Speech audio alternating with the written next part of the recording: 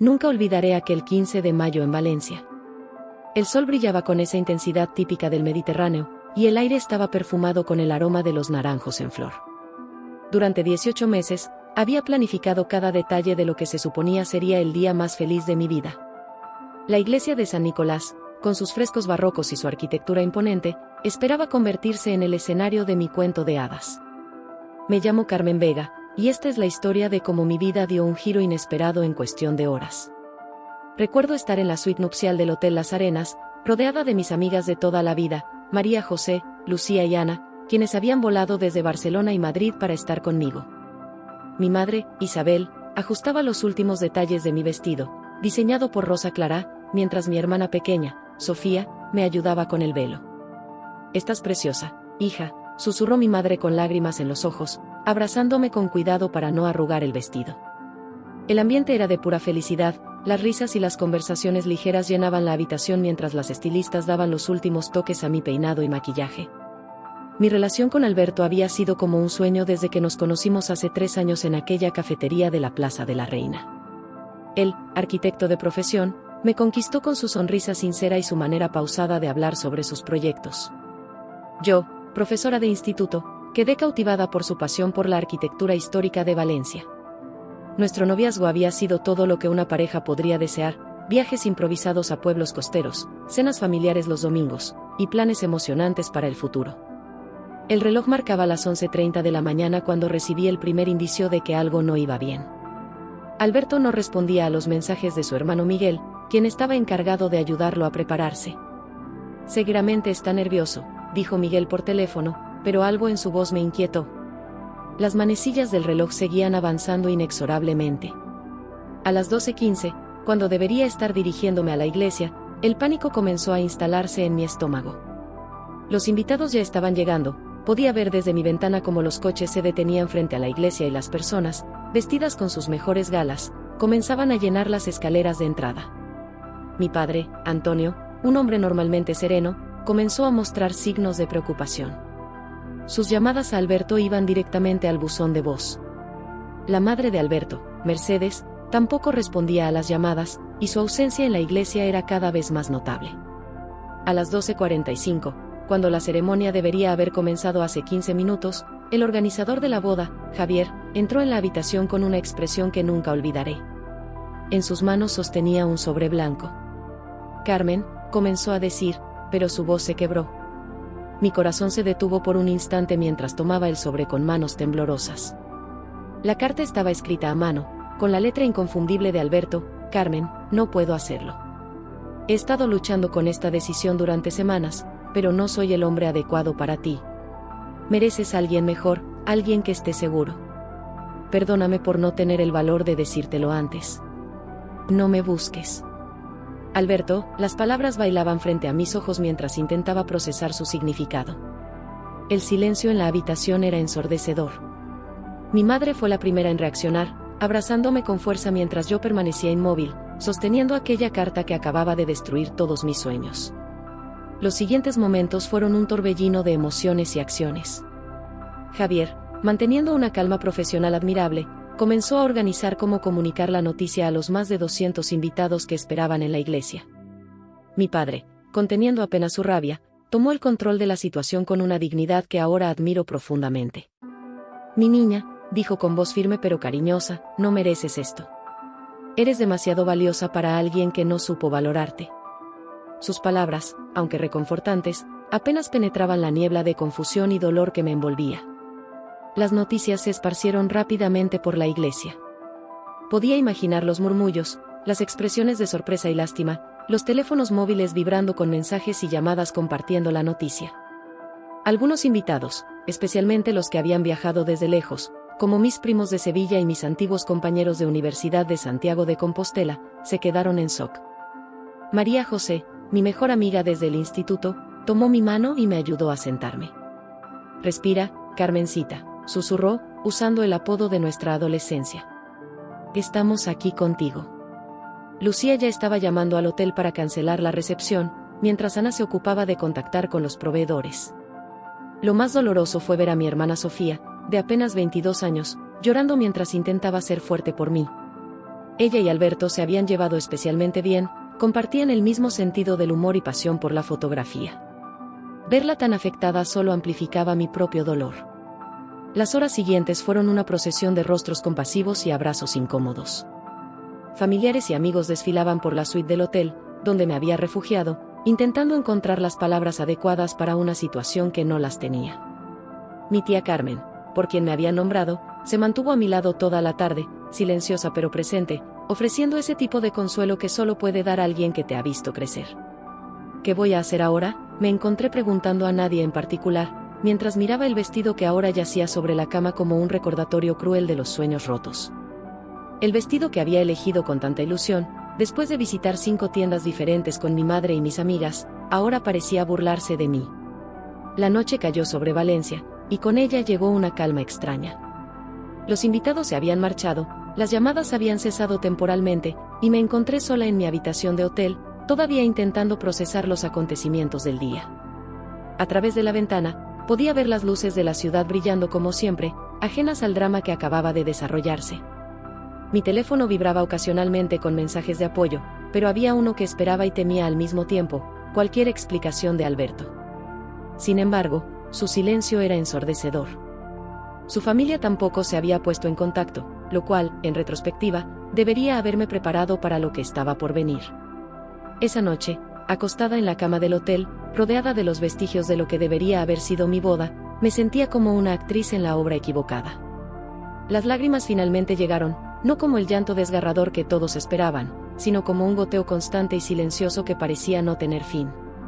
Mi madre se quedó conmigo esa noche, durmiendo en el sofá de la suite, su presencia un ancla en medio de la tormenta. De vez en cuando, la escuchaba suspirar o moverse, y sabía que ella también estaba despierta, preocupada por su hija mayor que acababa de vivir el día más humillante de su vida. Mientras las horas pasaban lentamente, mi mente vagaba por los recuerdos de mi relación con Alberto. Cada momento feliz ahora estaba teñido de duda. ¿Había señales que no vi? ¿Momentos de duda que ignoré? ¿Conversaciones que debimos tener? Las preguntas se acumulaban sin respuesta, y el amanecer me encontró todavía despierta, con los ojos hinchados y el corazón pesado. Pero no sabía que esto era solo el comienzo. Lo que vendría después haría que la cancelación de la boda pareciera casi misericordiosa en comparación. El reloj marcaba las 23:30 cuando mi móvil vibró sobre la mesita de noche del Hotel Las Arenas. Después de un día devastador, mi madre finalmente había logrado convencerme de tomar una pastilla para dormir e intentar descansar. Sin embargo, el sonido del teléfono me devolvió bruscamente a la realidad. Era una notificación de WhatsApp, y el nombre que apareció en la pantalla me heló la sangre: Mercedes Rodríguez, mi suegra, o mejor dicho, la que debería haber sido mi suegra. Con las manos temblorosas, abrí el mensaje. Era un video. Mi madre, que seguía en la habitación conmigo, se incorporó del sofá al notar mi respiración agitada. Carmen, hija, no lo veas ahora, me advirtió con preocupación. Pero algo dentro de mí necesitaba saber, necesitaba entender. El video comenzaba mostrando el salón de la casa de Mercedes en el barrio de Ruzafa, ese mismo salón donde habíamos compartido tantas comidas familiares los domingos. Mercedes estaba sentada en su sillón favorito, ese de terciopelo verde que había heredado de su madre. Su rostro, normalmente compuesto y elegante, mostraba una sonrisa que nunca le había visto antes, una mezcla de satisfacción y desprecio que me provocó un escalofrío. Querida Carmen, comenzó, con ese tono condescendiente que siempre había intentado disimular durante los 3 años de mi relación con Alberto. ¿Te estás divirtiendo con las sillas vacías? ¿Con todos esos invitados que tuvieron que regresar a sus casas? Debe ser humillante, ¿verdad? Mi madre se acercó e intentó quitarme el teléfono, pero yo lo aferré con más fuerza. El video continuaba, y cada palabra era como un puñal. Fue la peor fiesta a la que nunca asistí, continuó Mercedes, riendo irónicamente. Aunque técnicamente, ni siquiera fue una fiesta, ¿no? Mi Alberto finalmente entró en razón. Siempre supe que no era suficiente para él, siempre lo supe. Una simple profesora de instituto, ¿qué podías ofrecerle tú a mi hijo? Las lágrimas comenzaron a caer por mis mejillas mientras el video seguía reproduciendo. Mercedes, vestida con el mismo traje que había elegido para la boda, continuaba su monólogo venenoso. ¿Sabes por qué nunca funcionó? Porque no eres de nuestro nivel, querida. Mi hijo necesita a alguien que entienda nuestro estilo de vida, no alguien que se emociona por corregir exámenes de adolescentes. Mi madre, Isabel, finalmente logró arrebatarme el teléfono. «Basta ya», exclamó, aunque Mercedes no podía escucharla a través de la grabación. Sin embargo, yo ya había escuchado suficiente. Las palabras de Mercedes habían confirmado todas las inseguridades que había intentado ignorar durante años. Recordé todas las pequeñas indirectas, los comentarios aparentemente inocentes durante las cenas familiares. «¿No has pensado en buscar un trabajo más ambicioso, Carmen? Alberto siempre ha estado acostumbrado a cierto nivel de vida. Las vacaciones en Benidorm son muy peculiares». Cada frase había sido una pequeña gota de veneno que ahora se convertía en un torrente devastador. El video continuaba, y aunque ya no podía verlo, podía escuchar la voz de Mercedes resonando desde el teléfono que mi madre sostenía. «¿Sabes qué es lo mejor? Que todos los invitados vieron lo que yo siempre supe. Que no perteneces a nuestra familia, que nunca lo hiciste. Espero que hayas disfrutado tu momento de humillación pública, porque créeme, lo recordarán durante mucho tiempo». Mi hermana Sofía, que había estado durmiendo en la habitación contigua, entró alarmada al escuchar mis sollozos. «¿Qué está pasando?», preguntó, aunque la respuesta era evidente en nuestros rostros. «Mercedes», comenzó a explicar mi madre, pero su voz se quebró de rabia. Sofía tomó el teléfono y, después de ver unos segundos del video, lo apagó con un gesto de disgusto. «Esa mujer siempre fue una víbora», espetó Sofía, abrazándome. «Recuerdo cómo te miraba en las cenas familiares, como si fueras algo que el gato había traído». Las palabras de Mercedes seguían resonando en mi cabeza. «Te estás divirtiendo con las sillas vacías». La crueldad calculada de enviar ese video, en ese momento específico, revelaba una maldad que me costaba comprender. Esta mujer, que me había recibido en su casa durante 3 años, que había fingido aceptarme como parte de su familia, ahora mostraba su verdadero rostro. El resto de la noche fue un torbellino de emociones. Mi padre, al enterarse del video, quiso ir inmediatamente a casa de Mercedes para enfrentarla, pero mi madre logró convencerlo de que eso solo empeoraría las cosas. «No les demos más motivos para hablar», argumentó sabiamente. María José, que se había quedado en el hotel para apoyarme, sugirió bloquear el número de Mercedes y de toda la familia de Alberto. «No necesitas este tipo de toxicidad en tu vida», dijo mientras me ayudaba a cambiar la configuración de privacidad de mis redes sociales. Pero el daño ya estaba hecho. El video, que Mercedes había enviado no solo a mí sino también a varios miembros de su círculo social, comenzó a circular. Pronto, empezaron a llegar mensajes de personas que lo habían visto, algunos expresando su indignación por el comportamiento de Mercedes, otros simplemente cotilleando sobre el drama. Lucía, siempre práctica, comenzó a documentar todo. «Esto es acoso», explicó mientras guardaba capturas de pantalla. «Lo que está haciendo Mercedes es denunciable». Pero yo apenas la escuchaba.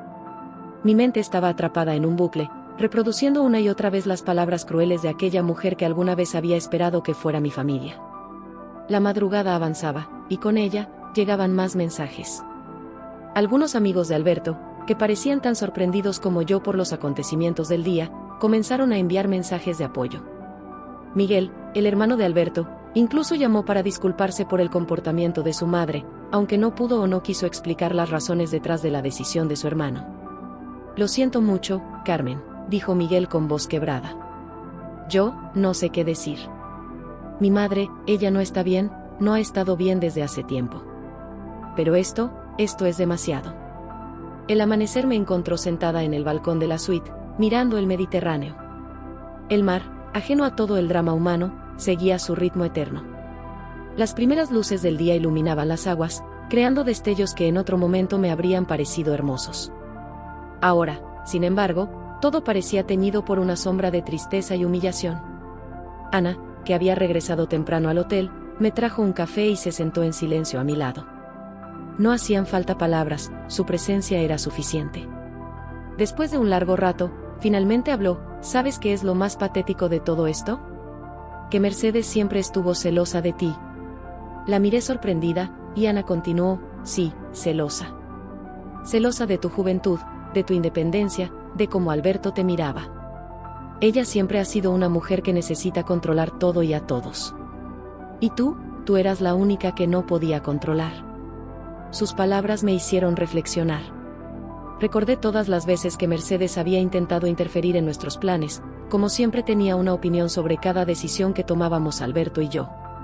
Incluso la elección del lugar de la boda había sido un campo de batalla. Ella había insistido en la iglesia de San Nicolás, despreciando mi preferencia inicial por una ceremonia más íntima en la playa. A medida que el sol subía en el horizonte, mi teléfono continuaba vibrando con mensajes y notificaciones. El video de Mercedes se había convertido en el tema de conversación en nuestro círculo social, y cada nueva notificación era un recordatorio de mi humillación pública. Javier, el organizador de la boda, llamó para informarnos que estaba gestionando las cancelaciones con los proveedores.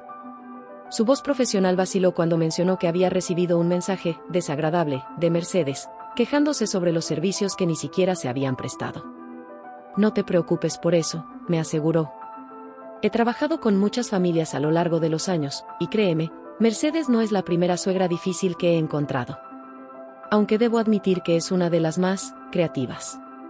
Su intento de humor me arrancó una sonrisa débil, la primera en muchas horas. Era extraño cómo los pequeños gestos de bondad podían penetrar la oscuridad que me envolvía. Durante el desayuno, que apenas pude tocar, mi familia comenzó a discutir los próximos pasos. Mi padre, Antonio, insistía en tomar acciones legales contra Mercedes por difamación. Mi madre sugería alejarnos de todo el drama y tomarnos unas vacaciones familiares. Sofía, por su parte, quería confrontar a Alberto y exigirle que controlara a su madre. Necesito tiempo, les dije finalmente, interrumpiendo sus planes. Necesito procesar todo esto antes de decidir qué hacer. Mi voz sonaba extraña, distante, como si perteneciera a otra persona. El shock inicial estaba dando paso a algo más profundo, más doloroso, la comprensión de que no solo había perdido a mi prometido, sino que también estaba siendo atacada por alguien que debería haberme protegido y apoyado. Las palabras de Mercedes en el video seguían resonando en mi mente: fue la peor fiesta. La ironía era que ni siquiera había habido una fiesta.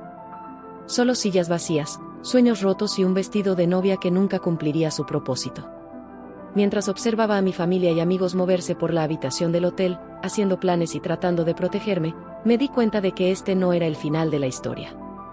El video de Mercedes había abierto una herida nueva, diferente a la del abandono de Alberto.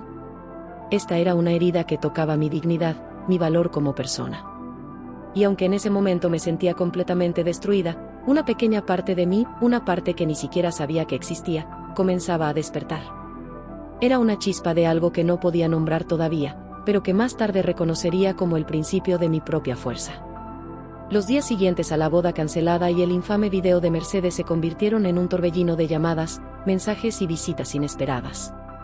El video se había expandido como un virus por Valencia, circulando primero entre los invitados a la boda y luego extendiéndose a círculos más amplios. La pequeña cafetería en la Plaza de la Reina, donde Alberto y yo nos habíamos conocido, ahora se había convertido en un lugar que evitaba a toda costa, temerosa de las miradas y los susurros. La primera semana fue especialmente difícil en el instituto donde trabajaba. Aunque mis colegas intentaban ser discretos, podía sentir sus miradas de compasión mientras caminaba por los pasillos. Algunos alumnos, que evidentemente se habían enterado a través de sus padres, cuchicheaban en las esquinas. Teresa, la directora del centro, me llamó a su despacho el lunes siguiente. Carmen, me dijo con voz suave, puedes tomarte el tiempo que necesites. Ya hemos organizado un sustituto para tus clases. Su oferta era amable, pero la idea de quedarme en casa, sola con mis pensamientos, me aterraba más que enfrentar las miradas curiosas. Prefiero seguir trabajando, respondí, intentando mantener la compostura. Necesito la rutina. Teresa asintió, comprensiva. Ella misma había pasado por un divorcio difícil años atrás, aunque, como me recordó, al menos no había tenido que lidiar con las redes sociales en aquella época. Las redes sociales se habían convertido en mi pesadilla personal. A pesar de haber cambiado mi configuración de privacidad y bloqueado a numerosos contactos, el daño ya estaba hecho. El video de Mercedes había sido compartido y reenviado tantas veces que parecía imposible contener su propagación. Cada notificación en mi teléfono me provocaba un sobresalto, temiendo encontrar otro mensaje cruel o una nueva muestra de apoyo que solo servía para remover la herida. Mi hermana Sofía, que había decidido quedarse conmigo en mi apartamento de la calle Colón durante esas primeras semanas, se convirtió en mi guardiana digital. Ella gestionaba mis redes sociales, filtrando los mensajes y eliminando los comentarios maliciosos antes de que pudiera verlos. No puedo creer la cantidad de gente que tiene opiniones sobre tu vida, comentó una tarde, mientras eliminaba otro comentario desagradable. Es como si tu dolor fuera su entretenimiento. Las palabras de Sofía resonaron profundamente en mí. Era cierto, mi tragedia personal se había convertido en el tema de conversación favorito de Valencia. En el mercado central, donde solía hacer la compra los sábados, las vendedoras me miraban con una mezcla de lástima y curiosidad mal disimulada. Doña Amparo, la señora del puesto de frutas que me conocía desde niña, no pudo contenerse. «Ay, Carmencita», me dijo mientras pesaba mis naranjas, mi sobrina me enseñó el video de esa mujer horrible. ¡Qué desfachatez! En mis tiempos, una suegra jamás habría hecho algo así. Sus palabras, aunque bien intencionadas, solo servían para recordarme que mi humillación era de conocimiento público. Las llamadas de los medios locales comenzaron a llegar. Un periodista del Levante MV, el periódico local, intentó contactarme para hacer un artículo sobre bodas canceladas y el impacto de las redes sociales. Rechacé la entrevista, por supuesto, pero el simple hecho de que mi historia fuera considerada material periodístico me provocaba náuseas. Los fines de semana eran los peores. Las calles de Valencia, normalmente un refugio de vida y alegría, se habían convertido en un campo minado de encuentros incómodos. Cada esquina guardaba el potencial de encontrarme con alguien que conociera mi historia, alguien que hubiera visto el video, alguien que quisiera ofrecer su opinión no solicitada sobre mi situación. María José, mi mejor amiga, intentaba animarme organizando salidas alternativas. «Podemos ir a la playa de la Malvarrosa», sugería, o hacer una excursión a Cullera. Pero incluso esos lugares aparentemente seguros estaban cargados de recuerdos. La playa donde Alberto y yo habíamos pasado tantas tardes de verano, los restaurantes donde habíamos celebrado nuestros aniversarios, los parques donde habíamos planeado nuestro futuro. Las noches eran particularmente difíciles. A pesar del agotamiento emocional, el sueño me eludía. Me encontraba revisando una y otra vez cada momento de mi relación con Alberto, buscando señales que hubiera pasado por alto. ¿Cómo no había notado la influencia tóxica que Mercedes ejercía sobre él? ¿Cómo había ignorado las señales de su inseguridad? Una tarde, mientras corregía exámenes en mi escritorio, recibí un mensaje de Lucía, la esposa de Miguel, el hermano de Alberto. Era la primera vez que alguien de la familia de Alberto, aparte de Miguel, se ponía en contacto conmigo desde la boda. «Carmen», decía el mensaje, «necesito que sepas algo. Mercedes no solo te está atacando a ti. Ha convertido la vida de todos en un infierno. Alberto está viviendo en Madrid ahora, no puede enfrentar lo que ha hecho. Miguel y yo estamos considerando mudarnos también. Esa mujer no está bien». El mensaje me dejó con una mezcla de emociones contradictorias. Por un lado, sentía una extraña satisfacción al saber que no era la única que sufría las consecuencias de las acciones de Mercedes. Por otro, me entristecía pensar en cómo una familia entera estaba siendo destruida por el veneno de una sola persona. Las semanas pasaban, y aunque el dolor no disminuía, comenzaba a transformarse en algo diferente. La humillación inicial daba paso a una rabia sorda, una indignación que crecía con cada nuevo comentario, con cada mirada de lástima, con cada mensaje de apoyo que solo servía para recordarme mi situación. Mi padre, que siempre había sido un hombre tranquilo, se consumía de impotencia. Lo encontré una noche en mi cocina, mucho después de que todos se hubieran ido a dormir, mirando fijamente su taza de café. «Papá», pregunté suavemente. «No puedo dormir», admitió. «No dejo de pensar en cómo protegerte de todo esto. Eres mi niña, Carmen, y ver cómo esa mujer te ha expuesto así, me siento tan impotente». Sus palabras me conmovieron profundamente. Mi padre, el hombre que siempre había sido mi protector, se sentía tan perdido como yo ante esta situación. Lo abracé, y por primera vez en semanas, permití que las lágrimas fluyeran libremente. El impacto en mi vida profesional también comenzaba a hacerse evidente. Aunque mis estudiantes seguían mostrando respeto en clase, podía notar cambios sutiles en su comportamiento. Las preguntas personales habían cesado por completo, como si temieran tocar algún tema sensible.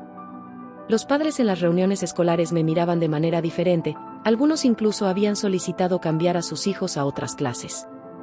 Ana, que trabajaba en recursos humanos, me advirtió sobre la importancia de documentar todo. «Esto podría afectar tu carrera profesional», Me explicó una tarde mientras tomábamos café en mi sala. Necesitas protegerte legalmente. El ciberacoso es un delito, y lo que Mercedes está haciendo va más allá de un simple arranque de ira. Las palabras de Ana me hicieron reflexionar sobre el alcance real del daño que Mercedes estaba causando.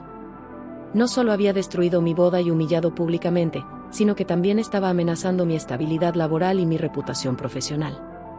Los fines de semana, que solían estar llenos de planes con amigos y familia, se habían convertido en momentos de reclusión. Mi apartamento, antes un espacio acogedor lleno de fotos y recuerdos felices, ahora parecía una fortaleza donde me escondía del mundo. Había guardado todas las fotos con Alberto en cajas, pero aún así, cada rincón guardaba algún recuerdo de nuestra vida juntos. Una mañana, mientras desayunaba en la terraza de una cafetería en el barrio del Carmen, intentando retomar algo de normalidad en mi vida, escuché sin querer una conversación en la mesa de al lado. ¿Has visto el video de esa profesora?, decía una mujer. El que grabó su suegra después de que la dejaran plantada en el altar. Sí, terrible, respondió su compañera. Pero dicen que hay más historia detrás.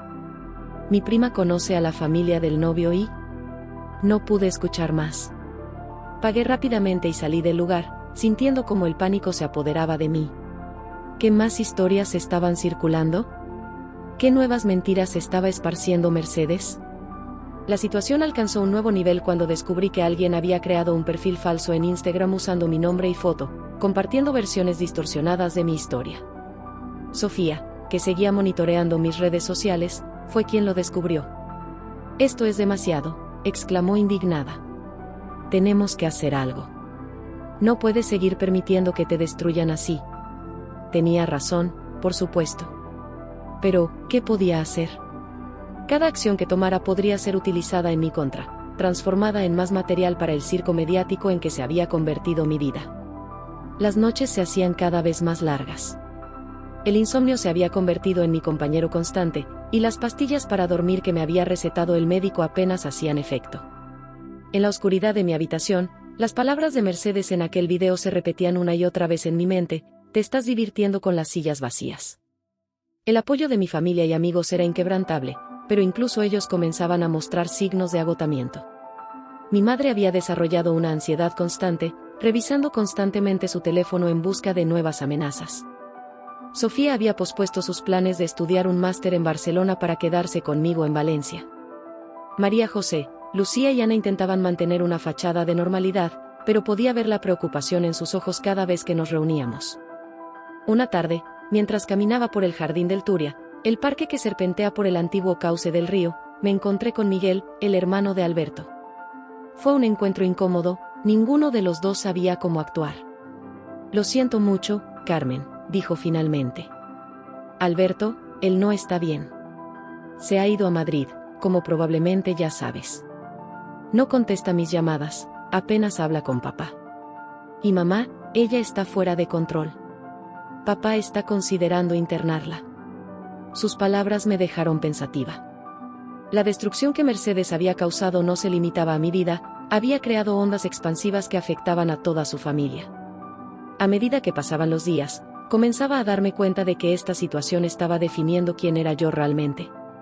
Cada mensaje cruel, cada mirada de lástima, cada rumor malicioso, me estaba forzando a encontrar una fuerza que no sabía que tenía. Pero el camino hacia la recuperación no sería fácil. El daño ya estaba hecho, y sus consecuencias seguirían resonando en mi vida durante mucho tiempo. Sin embargo, en medio de todo el caos y el dolor, una pequeña voz en mi interior comenzaba a susurrar que tal vez, solo tal vez, había algo más allá de esta tragedia. Lo que no sabía en ese momento era que las verdaderas revelaciones estaban por llegar, y que la historia que todos creían conocer era solo la punta del iceberg. Era una tarde de domingo cuando todo cambió. Había pasado un mes desde la boda cancelada y el infame video de Mercedes, y yo intentaba retomar algo parecido a una rutina normal. Estaba en el Mercado de Colón, ese hermoso edificio modernista que siempre había sido uno de mis lugares favoritos en Valencia, tomando un café con María José. El otoño comenzaba a asomar, y las hojas de los árboles en la plaza empezaban a teñirse de dorado. Deberías considerar aceptar ese puesto en Barcelona, me decía María José mientras revolvía su café con leche. Un cambio de aires te vendría bien. Llevaba razón, por supuesto. Teresa, mi directora, me había comentado sobre una oportunidad en un instituto de Barcelona, gracias a sus contactos en el sistema educativo catalán. Fue entonces cuando mi teléfono vibró. Un mensaje de un número desconocido. Normalmente los ignoraba, después de tantas semanas de mensajes desagradables de extraños, pero algo me hizo abrir este. Era de Alberto. Carmen, necesito hablar contigo. Es importante. No es lo que piensas. Por favor, dame una oportunidad de explicarte todo. Mi mano temblaba mientras le mostraba el mensaje a María José. Ella frunció el ceño, protectora como siempre. No tienes por qué responder, me advirtió. ¿Después de todo lo que ha pasado? Pero algo en el tono del mensaje me intrigaba.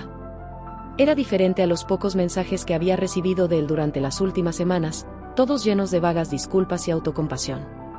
Este parecía urgente. Después de una hora de debate interno y 3 cafés más, decidí responder: ¿qué podrías explicar que justifique todo esto? Su respuesta llegó. Casi inmediatamente, no por mensaje. ¿Podemos vernos? En el Café de las Flores, donde nos conocimos. Mañana a las 11. Por favor, Carmen. Es más complicado de lo que parece. El Café de las Flores, en la Plaza de la Reina. El lugar donde todo había comenzado 3 años atrás, cuando él se sentó en la mesa contigua a la mía y me preguntó por el libro que estaba leyendo. 100 años de soledad, le había respondido, y él sonrió diciendo que era su novela favorita. Voy contigo, declaró María José cuando le conté que había decidido ir. Me sentaré en otra mesa, pero no te voy a dejar sola con él. Esa noche apenas pude dormir. Mi mente era un torbellino de preguntas y posibilidades. ¿Qué podría decirme que cambiara algo? ¿Qué explicación podría justificar no solo abandonarme en el altar, sino permitir que su madre me humillara públicamente? La mañana siguiente amaneció nublada, como si el clima quisiera reflejar mi estado de ánimo. Me vestí con cuidado, optando por un look casual pero digno: jeans, una blusa blanca y el collar que mi abuela me había regalado para mi graduación. Quería proyectar fortaleza, no vulnerabilidad. María José me recogió en su coche. Durante el trayecto, repasamos todas las posibles situaciones y respuestas. Si intenta manipularte, me advirtió, solo levanta la mano y estaré allí en segundos. El Café de las Flores estaba relativamente vacío cuando llegamos. Era lunes por la mañana, y la mayoría de los valencianos estaban en sus trabajos. María José se instaló estratégicamente en una mesa cercana, pretendiendo trabajar en su laptop. Alberto llegó puntual, como siempre. Verlo después de tanto tiempo me provocó una mezcla confusa de emociones. Estaba más delgado, con ojeras marcadas y el pelo más largo de lo que nunca se lo había visto. Su habitual elegancia había sido reemplazada por un aspecto descuidado que no le conocía. Carmen, dijo suavemente mientras se sentaba frente a mí. Gracias por venir. Tienes 10 minutos, respondí, intentando mantener mi voz firme. Y más vale que sea bueno. Tomó aire profundamente y sacó su teléfono. Antes de empezar, necesito que veas algo. Me mostró una serie de mensajes de WhatsApp. Eran conversaciones entre él y su madre, Mercedes, que se extendían por meses antes de la boda. Lo que leí me dejó helada. Mercedes había estado manipulando sistemáticamente a Alberto durante todo nuestro noviazgo, pero especialmente en los meses previos a la boda. Amenazas veladas sobre su herencia, insinuaciones sobre mi fidelidad, incluso chantaje emocional relacionado con la salud de su padre. Mi padre no está enfermo de cáncer, explicó Alberto con voz temblorosa. Pero mi madre me hizo creer que sí, que el estrés de nuestra boda lo estaba matando. Me mostró informes médicos falsificados, organizó visitas al hospital, todo era una mentira. Mientras hablaba, más piezas del rompecabezas comenzaban a encajar. Las extrañas ausencias de Alberto en los últimos meses antes de la boda, su creciente ansiedad, las llamadas misteriosas que recibía de su madre. El día de la boda, continuó, Mercedes me mostró unas supuestas pruebas de que tú me habías estado engañando con Miguel. Su voz se quebró. Tenía fotos manipuladas, conversaciones falsificadas. Estaba tan confundido, tan presionado. Tomé la decisión más cobarde de mi vida. Mi cabeza daba vueltas. ¿Miguel? ¿El hermano de Alberto? El mismo Miguel que había estado tan sorprendido y disgustado por la cancelación de la boda como todos los demás. ¿Por qué no me lo dijiste?, pregunté, sintiendo cómo la rabia comenzaba a mezclarse con la incredulidad. ¿Por qué no confiaste en mí? Porque soy un cobarde, respondió simplemente. Porque llevo toda mi vida siendo manipulado por mi madre y no supe cómo enfrentarla. Porque cuando finalmente me di cuenta de la verdad, pensé que era demasiado tarde. Me mostró más mensajes, más pruebas de la elaborada red de mentiras que Mercedes había tejido. Había involucrado a medio Valencia en su plan, esparciendo rumores sutiles, plantando dudas, manipulando situaciones. ¿Y el video?, pregunté, recordando las crueles palabras que tanto daño me habían hecho. Fue la gota que colmó el vaso, dijo Alberto. Cuando vi lo que había permitido que te hiciera. Me derrumbé. Acabé en urgencias con un ataque de ansiedad. Miguel fue quien me llevó. María José, que evidentemente había estado escuchando toda la conversación, se acercó a nuestra mesa. ¿Tienes pruebas de todo esto?, preguntó con tono profesional. Alberto asintió. Tengo todo documentado. Los mensajes, las fotos originales antes de ser manipuladas, los informes médicos falsos. Miguel me ayudó a recopilarlo todo. Él y Lucía han estado investigando durante semanas. La cabeza me daba vueltas. Era demasiada información para procesar. Toda la historia que creía conocer se estaba desmoronando, revelando una verdad mucho más oscura y retorcida. ¿Por qué ahora?, pregunté finalmente. ¿Por qué después de un mes? Porque finalmente tengo pruebas suficientes, respondió. ¿Y por qué? Porque Mercedes está perdiendo el control. Ha amenazado a Miguel y a Lucía. Está esparciendo rumores sobre el embarazo de Lucía, diciendo que el bebé no es de Miguel. Incluso ha intentado sabotear el negocio de papá con acusaciones falsas. María José, siempre práctica, intervino: esto es más que un drama familiar. Es acoso, difamación, falsificación de documentos. Es un caso legal serio. Alberto asintió. Lo sé. Por eso estoy aquí. No para pedirte que me perdones, Carmen. No merezco tu perdón. Estoy aquí porque mereces saber la verdad, y porque necesitas esta información para protegerte legalmente de lo que sea que mi madre planee hacer a continuación. Me quedé en silencio, procesando todo. Las últimas semanas de humillación y dolor adquirían un nuevo significado bajo esta luz. No había sido solo el acto cruel de una suegra despechada, sino la culminación de un plan elaborado para destruir mi relación con Alberto.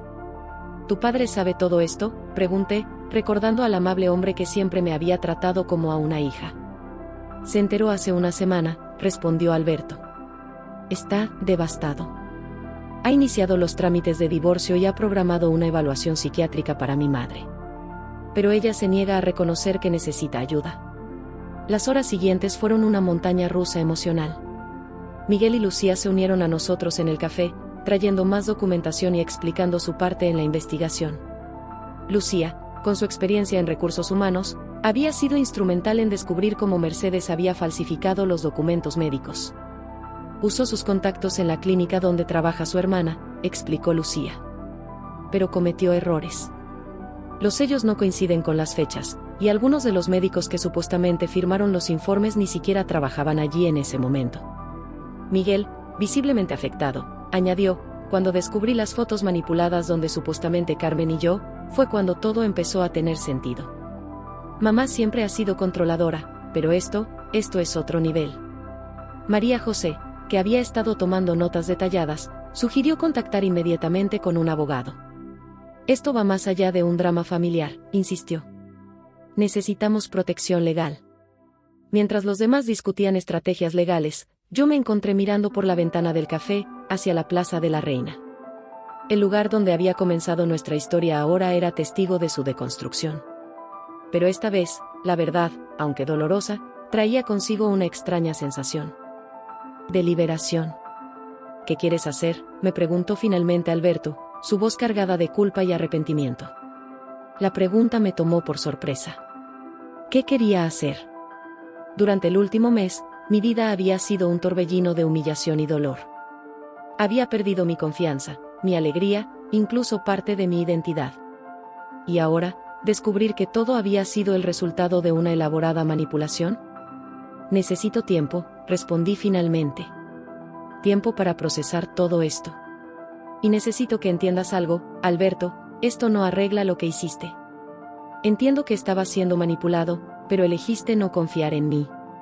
Elegiste creer lo peor.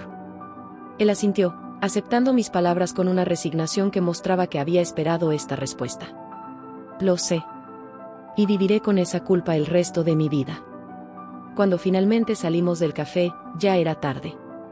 El sol de la tarde bañaba la plaza con una luz dorada, y las palomas se arremolinaban alrededor de los turistas que tomaban fotos de la catedral. La vida seguía su curso normal en Valencia, ajena al drama que acababa de desarrollarse en una de sus cafeterías más emblemáticas.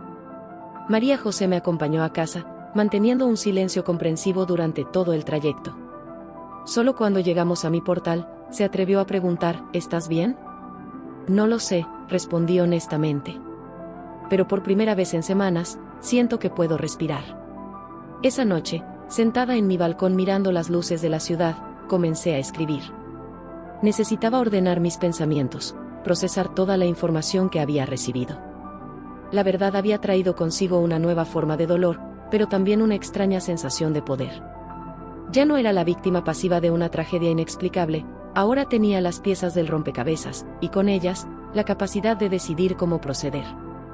Lo que no sabía en ese momento era que este giro inesperado era solo el comienzo de una serie de revelaciones que cambiarían no solo mi vida, sino la de todos los involucrados. Los días siguientes a mi encuentro con Alberto en el Café de las Flores fueron un torbellino de actividad. María José, que además de mi mejor amiga era abogada, había tomado las riendas de la situación legal. Su despacho en la calle Colón se convirtió en el centro de operaciones donde comenzamos a desentrañar la elaborada red de mentiras que Mercedes había tejido. Era una mañana de jueves cuando Miguel y Lucía llegaron al despacho con una carpeta llena de documentos. El embarazo de Lucía ya era visible, y no pude evitar pensar en cómo Mercedes había intentado usar incluso esa alegría familiar como arma. «Tenemos más», anunció Miguel, extendiendo los papeles sobre el escritorio de María José. «Hemos estado investigando las cuentas del negocio familiar. La empresa de construcción que papá fundó. Mercedes ha estado desviando fondos durante años. Lucía, con su experiencia en recursos humanos, había sido fundamental para descubrir el alcance de las manipulaciones de Mercedes. No solo falsificó documentos médicos», explicó mientras acariciaba su vientre distraídamente. «También ha estado creando contratos falsos, facturas ficticias. Es como si hubiera estado construyendo esta red de mentiras durante décadas». María José examinaba los documentos con ojo crítico. «Esto va más allá de un caso de difamación», comentó. «Estamos hablando de fraude empresarial, falsificación de documentos oficiales, malversación de fondos». «Carmen, ¿recuerdas todas esas veces que Mercedes insistía en que Alberto debía involucrarse más en la empresa familiar?» Lo recordaba perfectamente. Durante nuestro noviazgo, Mercedes había presionado constantemente a Alberto para que dejara su trabajo como arquitecto independiente y se uniera a la constructora familiar. En ese momento, había aparecido el deseo natural de una madre que quería asegurar el futuro de su hijo. Ahora, bajo esta nueva luz, todo adquiría un significado más siniestro. «Necesitaba mantener el control», explicó Miguel. «Si Alberto se hubiera mantenido independiente, especialmente después de casarse contigo, habría estado fuera de su alcance. No podía permitirlo». Las revelaciones continuaron llegando durante toda la semana. Antonio, el padre de Alberto, se reunió con nosotros en el despacho de María José. Era la primera vez que lo veía desde la boda cancelada, y el cambio en él era evidente. El hombre jovial y optimista que yo conocía había sido reemplazado por alguien que parecía haber envejecido años en pocas semanas. «Lo siento tanto, Carmen», dijo con voz quebrada. «Debí haberlo visto venir. Llevamos 30 años casados, y nunca quise ver lo que estaba justo frente a mí». Antonio nos reveló más detalles sobre el comportamiento errático de Mercedes en los últimos meses. No solo había estado manipulando a Alberto y a la empresa, sino que también había estado alienando sistemáticamente a todos los miembros de la familia. Comenzó sutilmente, explicó. Pequeñas mentiras, comentarios aparentemente inocentes que enfrentaban a unos contra otros.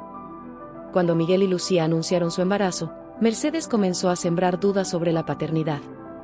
Cuando Alberto ganó aquel premio de arquitectura, sugirió que solo lo había conseguido por conexiones familiares. La imagen que emergía era la de una mujer consumida por la necesidad de control, capaz de destruir las vidas de sus seres queridos para mantener su dominio. El video que me había enviado, burlándose de mi humillación, no había sido un acto impulsivo de crueldad, sino la culminación de un plan meticulosamente ejecutado. Teresa, mi directora del instituto, también se vio involucrada en la investigación cuando descubrimos que Mercedes había intentado interferir en mi carrera profesional. Recibí varios correos anónimos cuestionando tu capacidad como profesora, me confesó Teresa durante una reunión en su despacho. Ahora sabemos que venían de diferentes direcciones de correo creadas por Mercedes. La verdad, aunque dolorosa, traía consigo una extraña sensación de validación. Cada nueva revelación confirmaba que no había sido mi culpa, que no había sido mi inadecuación como novia o futura esposa lo que había causado todo esto. Sofía, mi hermana, se convirtió en una investigadora incansable, rastreando la actividad en línea de Mercedes. Ha estado creando perfiles falsos durante meses, descubrió. No solo para difundir rumores sobre ti, sino sobre cualquiera que ella percibiera como una amenaza a su control. Una tarde, mientras revisábamos más documentos en mi apartamento, Alberto apareció con una nueva pieza del rompecabezas. Encontré esto en el ático de la casa familiar, dijo, mostrando un viejo diario. Es de mi abuela, la madre de Mercedes. El diario revelaba un patrón de comportamiento que se extendía a través de generaciones. La madre de Mercedes había exhibido tendencias similares de control y manipulación, aunque en una escala menor. Es como si hubiera heredado no solo los rasgos, sino también los patrones tóxicos, comentó Alberto, pasándose una mano por el pelo con gesto cansado. María José organizó una reunión con un psiquiatra forense, el doctor Ramírez, para entender mejor el comportamiento de Mercedes. Basado en la evidencia que me han mostrado, explicó el doctor, estamos posiblemente ante un caso de trastorno de personalidad narcisista con rasgos paranoides. La necesidad de control, la manipulación sistemática, la incapacidad para aceptar la independencia de otros, todo encaja en el patrón. La evaluación del doctor Ramírez añadió peso a la causa legal que estábamos construyendo. No se trataba solo de defendernos de las acciones de Mercedes, sino de asegurarnos de que recibiera la ayuda profesional que necesitaba. Lucía, que había estado recopilando testimonios de otros empleados de la empresa familiar, trajo más pruebas de la extensión del daño causado por Mercedes. Ha estado manipulando no solo a la familia, sino a empleados, proveedores, clientes. Es como si hubiera construido una realidad alternativa donde ella tenía el control absoluto. Una tarde, mientras tomábamos café en la terraza de mi apartamento, Alberto me mostró una serie de correos electrónicos que había intercambiado con su madre durante los meses previos a la boda. La manipulación era evidente en cada línea, sutiles amenazas, chantaje emocional, distorsión de la realidad. ¿Cómo pude ser tan ciego?, se preguntó en voz alta. Cada vez que intentaba tomar una decisión independiente, ella encontraba una manera de hacerme dudar, de hacerme sentir culpable. Las palabras de Alberto resonaron en mí. Durante nuestro noviazgo, había notado cambios en su comportamiento, momentos de duda y ansiedad que ahora tenían perfecto sentido. Mercedes había estado trabajando incansablemente entre bastidores, moldeando la realidad según sus deseos. El impacto en la comunidad valenciana también comenzaba a hacerse evidente. A medida que la verdad salía a la luz, aquellos que habían compartido y difundido el video de Mercedes comenzaban a ver la situación bajo una nueva luz. Las miradas de lástima se transformaron en expresiones de indignación y apoyo. Doña Amparo, la señora del puesto de frutas del mercado, fue una de las primeras en abordarme directamente. «Ay, Carmencita», me dijo una mañana mientras seleccionaba naranjas, «qué injusticia más grande te hicieron. Pero la verdad siempre sale a la luz, mi niña». La investigación también reveló que Mercedes había intentado sabotear mi posible traslado a Barcelona. Había contactado con varios institutos catalanes, difundiendo rumores sobre mi supuesta inestabilidad emocional. Teresa, mi directora, estaba furiosa cuando lo descubrió. «Esto va más allá de una venganza personal», declaró durante una reunión con María José. «Es un intento sistemático de destruir la carrera y la reputación de una profesional». Miguel y Lucía, mientras tanto, habían decidido mudarse temporalmente a Madrid. El estrés de la situación estaba afectando el embarazo de Lucía, y su médico había recomendado alejarse del ambiente tóxico. «No es justo que tengamos que irnos», me dijo Lucía durante nuestra última cena juntas antes de su partida. «Pero este bebé tiene que ser nuestra prioridad ahora. Y estar cerca de Mercedes no es saludable para nadie». Antonio, el padre de Alberto, Había iniciado los trámites de divorcio y estaba trabajando con un equipo de auditores para desentrañar el alcance del daño financiero causado por Mercedes en la empresa familiar. 30 años de matrimonio, reflexionó una tarde mientras revisábamos documentos. Y todo este tiempo estuve viviendo con una extraña. La verdad, aunque liberadora, también traía consigo una profunda tristeza. Ver cómo una familia entera se desmoronaba, como años de manipulación y mentiras habían erosionado los cimientos de lo que parecía una vida perfecta, era desgarrador.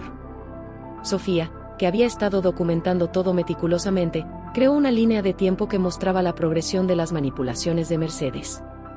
Mira, señaló, todo se intensificó cuando Alberto ganó ese premio de arquitectura hace 2 años. Fue cuando empezó a ser verdaderamente independiente, y ella no pudo soportarlo. El premio había sido un momento de orgullo para Alberto, un reconocimiento a su talento y trabajo duro. Pero para Mercedes había representado una amenaza a su control, una señal de que su hijo podría escapar de su influencia. María José, después de revisar todas las evidencias, organizó una reunión con el equipo legal completo. Tenemos suficiente para presentar cargos criminales, explicó. No solo por la difamación y el acoso, sino por el fraude empresarial y la falsificación de documentos. La decisión de proceder legalmente no fue fácil. Alberto, a pesar de todo el daño causado, seguía luchando con la idea de denunciar a su propia madre. Necesita ayuda, insistía. Ayuda profesional, no una celda de prisión. El doctor Ramírez apoyaba esta visión. El comportamiento de Mercedes sugiere un trastorno mental grave no tratado. La intervención legal puede ser necesaria, pero también debemos considerar la importancia de un tratamiento psiquiátrico adecuado. Mientras toda esta verdad salía a la luz, yo me encontraba procesando mis propias emociones. La rabia inicial había dado paso a una mezcla compleja de sentimientos: compasión por la familia que había sido manipulada durante tanto tiempo, tristeza por los años perdidos, y un extraño sentido de gratitud por haber descubierto la verdad antes de que fuera demasiado tarde. Una tarde, mientras caminaba por el jardín del Turia con María José, me detuve a observar a una familia que jugaba cerca de la ciudad de las artes y las ciencias. ¿Sabes qué es lo más triste?, le dije. Que Mercedes destruyó no solo mi boda, sino la posibilidad de que su propia familia fuera feliz. La verdad había salido a la luz, pero sus consecuencias seguirían resonando en nuestras vidas durante mucho tiempo. Y mientras observaba el atardecer valenciano, me di cuenta de que este no era el final de la historia, sino el comienzo de un nuevo capítulo. Han pasado 6 meses desde que la verdad sobre Mercedes salió a la luz. Valencia sigue siendo la misma ciudad hermosa de siempre, con sus naranjos en flor y el sol Mediterráneo bañando las fachadas modernistas, pero todo ha cambiado. O quizás, soy yo la que ha cambiado. Esta mañana, mientras caminaba por la plaza del ayuntamiento hacia mi nuevo trabajo, me detuve un momento a observar mi reflejo en el escaparate de una tienda. Ya no veo a la mujer destruida que fui después de la boda cancelada, ni a la víctima humillada del video de Mercedes. Veo a alguien más fuerte, más sabia, alguien que ha aprendido a valorarse a sí misma por encima de las opiniones ajenas. El proceso legal contra Mercedes sigue su curso. María José, que se ha convertido en mucho más que mi abogada, me mantiene informada de cada desarrollo. Mercedes fue finalmente diagnosticada con un trastorno de personalidad narcisista severo y está recibiendo tratamiento psiquiátrico en una clínica especializada de Barcelona. La ironía de que esté en la ciudad donde yo inicialmente pensaba escapar no se me escapa. El caso empresarial resultó ser aún más complejo de lo que imaginábamos. Antonio, con la ayuda de auditores profesionales, descubrió que las manipulaciones financieras de Mercedes se extendían por más de 2 décadas. La empresa familiar está en proceso de reestructuración, y aunque será un camino largo, hay esperanza de recuperación. Miguel y Lucía tuvieron su bebé, una niña preciosa a la que llamaron Marina. La pequeña nació en Madrid, lejos del caos que su abuela había creado en Valencia. Cuando la visité por primera vez, no pude evitar pensar en cómo una nueva vida puede traer tanta esperanza y alegría incluso en los momentos más oscuros. Es como un nuevo comienzo, me dijo Lucía mientras sostenía a Marina. Después de todo lo que pasamos, ella nos recuerda que siempre hay luz al final del túnel. Alberto ha estado trabajando en su propia recuperación. Después de meses de terapia intensiva, finalmente está comenzando a entender los patrones de manipulación que marcaron su vida desde la infancia. Nos vemos ocasionalmente, principalmente en reuniones relacionadas con el caso legal, y aunque el dolor de su traición ya no es tan agudo, la confianza rota no es algo que pueda repararse fácilmente. A veces me pregunto, me dijo durante uno de nuestros encuentros, cómo habría sido nuestra vida si hubiera sido más fuerte, si hubiera confiado en ti en lugar de en las mentiras de mi madre. No tengo respuesta para esa pregunta, y he aprendido a no torturarme con los «y sí». El presente es lo único que podemos controlar, y mi presente está lleno de nuevas posibilidades. Mi carrera profesional ha tomado un giro inesperado. Después de que la verdad sobre las manipulaciones de Mercedes saliera a la luz, recibí una oferta para dirigir el departamento de literatura en uno de los institutos más prestigiosos de Valencia. Teresa, mi antigua directora, fue fundamental en recomendarme para el puesto. «Te lo has ganado», me dijo cuando me dio la noticia. «No solo por tu capacidad profesional, sino por cómo has manejado toda esta situación con dignidad y fortaleza». Sofía finalmente comenzó su máster en Barcelona, aunque ahora viene a visitarme con más frecuencia que antes. Nuestra relación se ha fortalecido a través de esta experiencia, y aunque echo de menos tenerla cerca todos los días, me alegra verla perseguir sus sueños. «¿Sabes qué es lo más importante que aprendí de todo esto?», me dijo durante su última visita. «Que la familia no es solo la que te toca por nacimiento o matrimonio, sino la que eliges y la que te elige a ti». María José ha sido una roca durante todo este proceso. No solo como abogada, sino como amiga. Fue ella quien me animó a escribir sobre mi experiencia, sugiriendo que podría ayudar a otras personas que han pasado por situaciones similares de manipulación y abuso emocional. «Tu historia necesita ser contada», insistió. «No para buscar venganza o justicia, sino para dar esperanza a quienes están atravesando su propio infierno personal». Así que comencé a escribir. Al principio, solo para mí, como una forma de terapia. Pero poco a poco, las palabras comenzaron a fluir, y la historia tomó vida propia. El blog que creé, Renacer en Valencia, se ha convertido en un espacio de sanación no solo para mí, sino para muchas otras personas que han encontrado consuelo y comprensión en mis palabras. La comunidad valenciana, que en algún momento fue testigo de mi humillación pública, ahora me ha abrazado de una manera que nunca esperé. Doña Amparo, la señora del mercado, siempre tiene una naranja extra para mí y una palabra de ánimo. Los vecinos que antes susurraban a mis espaldas ahora me saludan con sonrisas genuinas.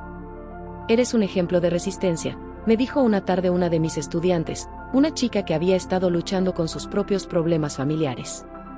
«Nos enseñas que se puede superar cualquier cosa con dignidad». El apartamento en la calle Colón, que una vez fue mi refugio del mundo, ahora es un espacio de paz y creatividad. He redecorado completamente, eliminando los últimos vestigios de mi vida anterior. Las paredes están llenas de fotografías de mis viajes recientes, de momentos felices con amigos y familia, de nuevos recuerdos que estoy construyendo. Ana, que siempre tuvo un ojo para el diseño, me ayudó con la transformación. «Cada espacio cuenta una historia», me dijo mientras colgábamos un nuevo cuadro. «Y esta es la historia de tu renacimiento». Los domingos, que solían estar reservados para las comidas familiares con la familia de Alberto, ahora son míos para hacer lo que quiera. A veces, paseo por el jardín del Turia con un libro bajo el brazo. Otras, me reúno con mis amigos para disfrutar de una paella en la playa de la Malvarrosa. La libertad de elegir cómo pasar mi tiempo, sin manipulaciones ni presiones, es un regalo que he aprendido a valorar. La terapia ha sido fundamental en mi proceso de recuperación. Mi terapeuta, la doctora Ruiz, me ha ayudado a entender que la fortaleza no está en no sentir dolor, sino en seguir adelante a pesar de él. El perdón, me dijo en una de nuestras sesiones, no es algo que le debes a nadie más que a ti misma. Y perdonar no significa olvidar o justificar, sino liberarte del peso del rencor. Poco a poco, he ido perdonando. No por Mercedes, que sigue negando la magnitud de sus acciones incluso desde la clínica. No por Alberto, que debe recorrer su propio camino de sanación. Me he perdonado a mí misma, por no ver las señales antes, por dudar de mi valor, por permitir que otros definieran mi felicidad. El caso legal ha sentado un precedente importante en la comunidad jurídica valenciana. María José me cuenta que otros abogados están utilizando nuestro caso como referencia en situaciones similares de manipulación y abuso psicológico. Has ayudado a crear un camino para otros, me dijo en nuestra última reunión. Tu dolor y tu lucha no han sido en vano. La empresa familiar de Antonio está lentamente recuperándose. Alberto ha vuelto a trabajar como arquitecto independiente, y sus proyectos están comenzando a ganar reconocimiento por sus propios méritos, no por conexiones familiares. Miguel ha asumido un papel más activo en la gestión de la empresa, implementando sistemas de control más estrictos para prevenir futuras manipulaciones. La pequeña Marina, que ahora tiene 3 meses, se ha convertido en un símbolo de esperanza para toda la familia. Cuando la sostengo en mis brazos, no puedo evitar maravillarme de cómo algo tan pequeño puede traer tanta alegría y sanación. Mi blog se ha convertido en más que un espacio personal de reflexión. He comenzado a organizar talleres y charlas sobre resiliencia y recuperación después del abuso emocional. Las historias que otras personas comparten conmigo me recuerdan que no estoy sola en este camino. Nunca pensé que encontraría fuerza en mi mayor momento de debilidad, escribí en mi última entrada del blog. Pero a veces, es precisamente cuando nos rompen que descubrimos de qué estamos verdaderamente hechos. El futuro ya no me asusta como antes. He aprendido que los planes pueden cambiar, que los sueños pueden romperse, pero que siempre hay nuevos caminos por descubrir. Valencia, mi ciudad, ha sido testigo de mi caída y mi resurgimiento, y sus calles guardan tanto los recuerdos dolorosos como los momentos de triunfo. Esta tarde, mientras contemplo el atardecer desde mi balcón, pienso en todo lo que ha pasado. En cómo un día que debería haber sido el más feliz de mi vida se convirtió en el catalizador de mi transformación más profunda. Las sillas vacías de aquella boda cancelada ya no me persiguen, se han convertido en un recordatorio de que a veces, los momentos más oscuros pueden llevarnos hacia nuestra luz más brillante. Y mientras el sol se pone sobre Valencia, tiñendo el cielo de naranja y rosa, sonrío. Porque ahora sé que la verdadera felicidad no está en las expectativas de otros, ni en los planes perfectos, ni en las apariencias cuidadosamente mantenidas. Está en la autenticidad, en la fuerza que encontramos cuando todo se derrumba, y en el coraje de comenzar de nuevo, una y otra vez.